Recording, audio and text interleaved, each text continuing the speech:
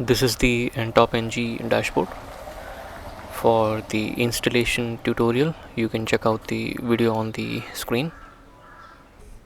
Ntopng can be used for monitoring the network devices and can analyze the netflow traffic as well. There's no entry for the Fortigate firewall right now because netflow is not configured.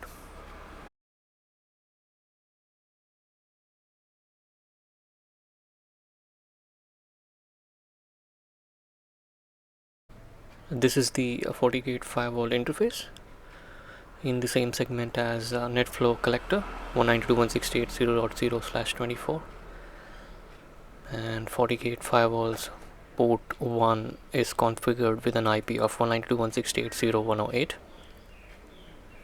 So to configure the netflow on Fortigate firewall, you will have to use the CLI, and on the netflow server I'm going to open up the respective port. And let me show you the status of the service.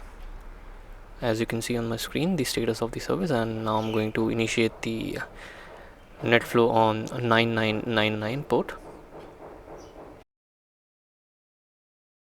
Configure netflow, you will have to get inside config system netflow hierarchy and then set the collector IP, collector port, and source IP.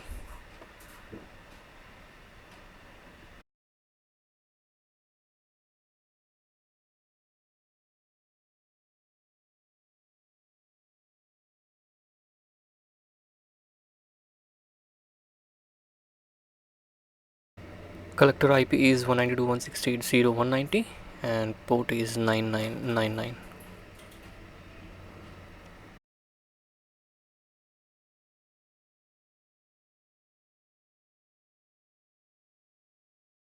Once the netflow is configured, you will have to enable the netflow on per interface basis for the RX and TX traffic, or you can choose both RX and TS. So I'm going to enable netflow on port 1.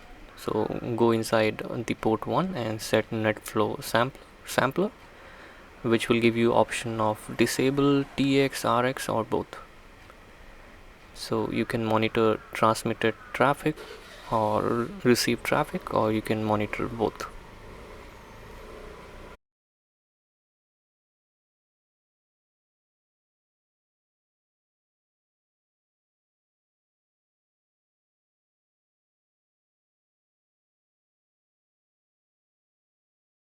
Confirm that the Fortigate firewall is sending the traffic to netflow collector. You can set a diagnose sniffer on port 1 for the port 9999 to confirm that the Fortigate firewall is sending the netflow traffic.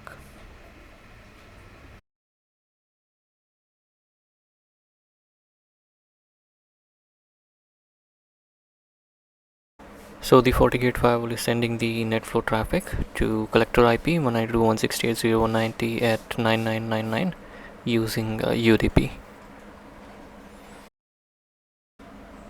Nprobe is set to listen on 9999 on 192.168.0.190.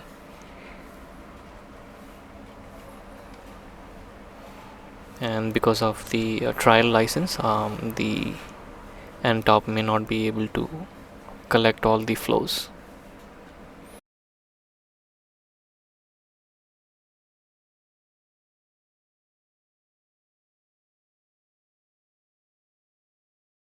This is the Fortigate firewall reporting to the Ntopng server, where a lot of informations are available.